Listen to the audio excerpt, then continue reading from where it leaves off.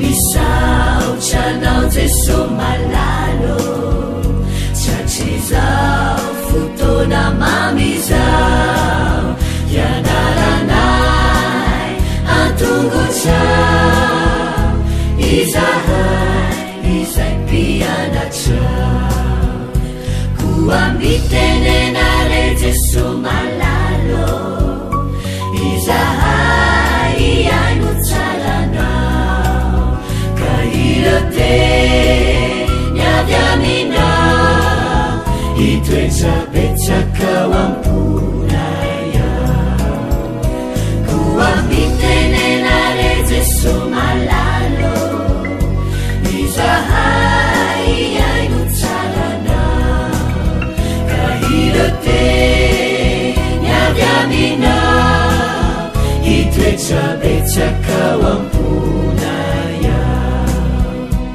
irote niavy aminao itoetsabetsakao amponaya.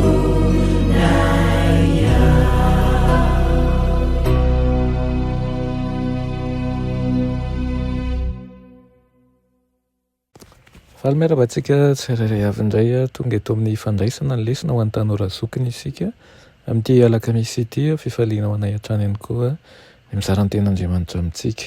Alohan'ny dirantsika ny amin'izany lesona izany dia hivavaka isika. Ry Andriamanitra feno hatsarano ry feno fitiavano miaso ianaranao izay ankehitriny ndreto izay zanakao manoloana anao ary dia eo anaminao indray. Tompo mamelany elokay mamelany fahamendrehanay tsy fahamendrehanay satria mpanota tokoa izay mandeha amin'ny eritreritra izay tsy lasa lavitra ary kely fisainana mangataka aminao izay mba hitaridalana anay hatrany ianao aminaran'i Jesosy amen. Raha teny lesonantsika androany dia manao hoe ny asa nanirahana ny Mesia, ny asa nanirahana ny Mesia. Amin'ny mahafirenena ny vahoakan'i Israely raha naniry ny fiavian'ny Mesia dia tafasaraka lavitra tamin'Andriamanitra taopony sy ny fiainany ka tsy afaka nanana hevitra marina momba ny toetra naniraka nampanaovana an'ilay mpanavitra nampanantenaina izy ireo. Raha tokony ho naniry ny fanavotana amin'ny ota sy ny voninahitra sy ny fiadanan'ny fahamasinana izy ireo dia nifantoka tamin'ny fanafahana tamin'ny fahavalom-pirenena sy ny famarinana amin'ny laoniny amin'ny herin'izao tontolo izao ihany ny fony. Nanantena ny hatongavan'ny Mesia ho mpandresy izy ka hanapaka ny zioka rehetra izay azony eto amin'ity tany ity ary hanandratra ny Israely ho fanapahana amin'ny firenena rehetra ihany koa. Tsy norarahiny izy ireo ny faneken'ny firenena ela zioka hafa ihany koa fa tamin'ny katezerana izy ireo no niantsoantso hoe taranaki Abrahama izay ozy izy ary tsy mba andevon'olona izany hatramin'izay. Ny andevon'ny lolo-po izay mirona hamaly faty ny eritreriny ka namaly tamin'ny pahoriana manao hoe lazaiko aminareo marina dia marina tokoa izay rehetra manota dia andeviny ny ota. Ny fanahy rehetra izay mandà tsy hanolotra ny tenano an'Andriamanitra dia eo ambany fifehezan'ny hery hafa.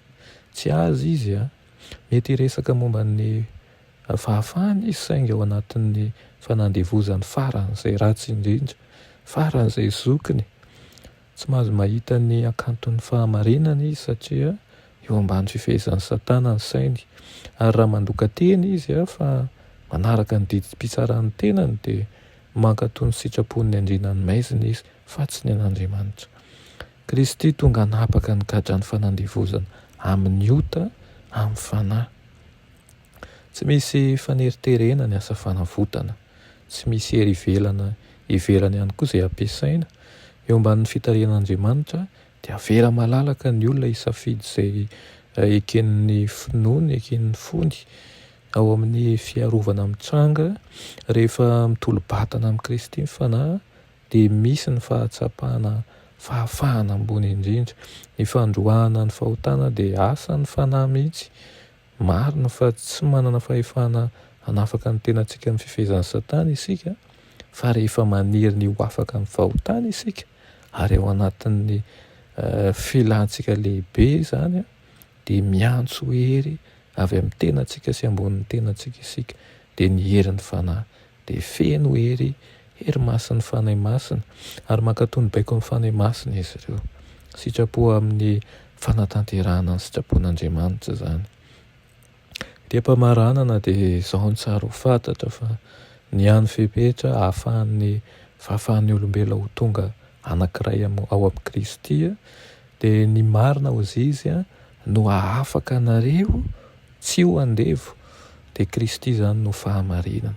Tsy afaka mandresy ny ota raha tsy amin'ny alalan'ny fanalefahana ny saina sy ny fandravana ny fahafahan'ny fanahy. Ny fanekenan'Andriamanitra dia famerenana amin'ny lohan'ny tena ho amin'ny tena voninahitra sy ny asin'ny olombelona. Ny lalàn'Andriamanitra izay ampanaiky atsika dia ny lalàn'ny fahafahana ary izy rerehany tokoa no afaka manafaka atsika amin'ny tsy fahamarinana rehetra. Liriko dia hanavao an'izany fandraisana ny Kristy izany isika isan'andro ka tsapa tokoa fa ao amin'irery ihany no ahitantsika fanafodana, ao amin'irery ihany no ahitantsika, ao amin'irery ihany no ahafahantsika miala amin'ny ratsin'izao tontolo izao. Amen. Vavaka isika saotra anao zay ray ahoany amin'izany teninao izany amin'ny tian'io ity. Misaotra izay mampianatra anay mandrakariva fa ao aminao rery ihany ny fiainana ary ianao rery ihany no afaka manafaka anay amin'ny fandevozan'ny ota. Matetika ny fomba fieritreritray na ny vavaka ataonay aza dia marivo eritreritra ary tsy lasa lavitra ary tsy mandinika ny ho avy amin'ny fahatsarana. Mangataka aminao zahay mba hanokatra masom-pananay ka aoka izay rehetra mahasoa anay ihany no ho voaton'ny fivavaka eo aminao ka ny fanahinao ny anjelinao masina ampitaridalana anay ary ampiteny anay araka ny sitraponao. Aminaran'i Jesosy. Amen.